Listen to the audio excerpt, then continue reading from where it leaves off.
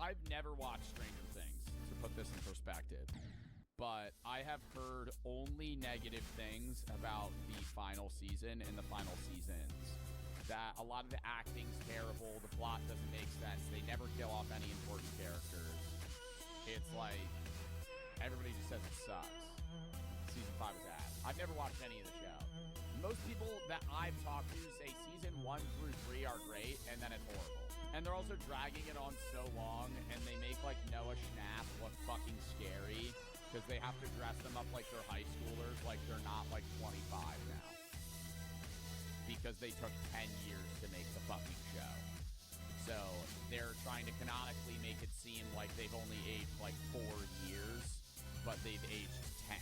And without further ado,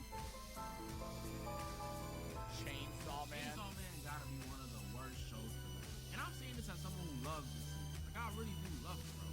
The movie made me cry. But please keep me away from the show. Before I even talk about it, let me give you the rundown like I said. If you've never seen it, Chainsaw Man's is anime where we follow this teenager named Denji, who after getting murked by some Yakuza members, comes back to life with the ability to release chainsaws from his body and becomes a devil hunter. And you see... Do they ever explain that?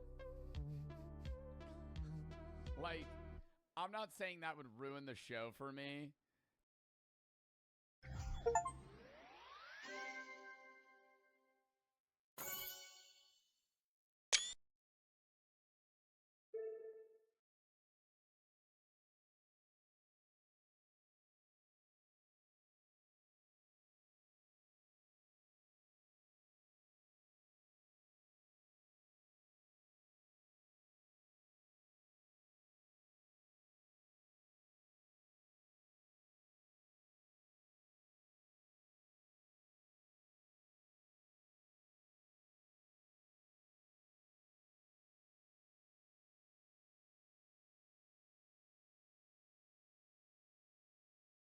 Absolutely friendless. The inmates reportedly petitioned prison officials to hold an organized demonstration on his execution date, for no other reason than for them to express their hatred of him. Ronald's execution was scheduled and postponed multiple times as his lawyers filed appeal after appeal. His first execution date was set for August 8, 1980, but was put on hold. A second date of May 25, 1982, was also postponed due to constitutional violation concerns. In cruel irony, one judge scheduled a third execution date for Halloween 1982, exactly 8 years after Timothy's murder, and even offered to drive Ronald to the death chamber personally to ensure justice was served. However, the Supreme Court also delayed his execution to give Ronald a chance to pursue an appeal seeking a new trial, though that also failed.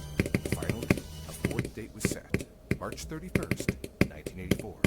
Ronald's lawyers made one last desperate attempt.